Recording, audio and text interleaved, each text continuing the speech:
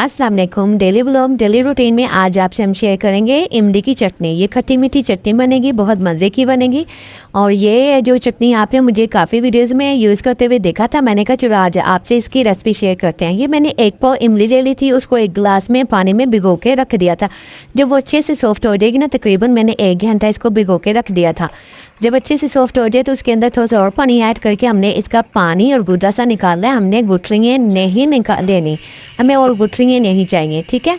सिर्फ इसका खट्टा सा पानी चाहिए। उसके बाद मैंने इसके अंदर थोड़ा सा नमक ऐड कर दिया है और थोड़ी सी हमने ना कुटी हुई लाल मिर्च ऐड कर देनी है। ये थोड़ी सी चटपटी सी बनेगी, खट्टी मीठी सी भी होगी, थोड़ी सी स्पाइसी भी होगी।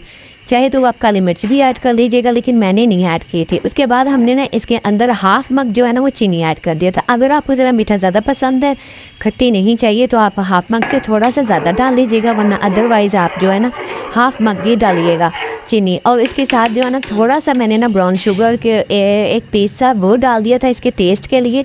ये बहुत मज़े की बनती है। ये केचप से ज़्यादा बेस्ट बनती है, क्योंकि केचप तो बच्चों के बहुत जल्दी गले ख़राब हो जाते हैं ना। तो ये इमली की घर की जो चटनी बनी होती है ना, ये दही बड़ों में हर चीज़ में बहुत खाई जाती है, इस्तेमाल होती है हमारे घर में तो, और बच्चे भी शौक़ से खाते हैं। तो ये अच्छे से पकाएंगे हम। जैसे ये देखें ना, अभी थोड़ा सा वो सब चीज़ें मिक्स हो गई हुई है ना, थोड़ा सा पानी है। इसको मज़ीद हम 15 मिनट और पकाएंगे, तकरीबन आधा घंटा मैंने इसको पकाया था। तो ये थोड़ी सी ना गाढ़ी सी थिक सी हो जाएगी। उसके बाद हम इसको ठंडा कर लेंगे, करके हम इसको फ्रिज में बॉक्स में डाल के ना रख देंगे।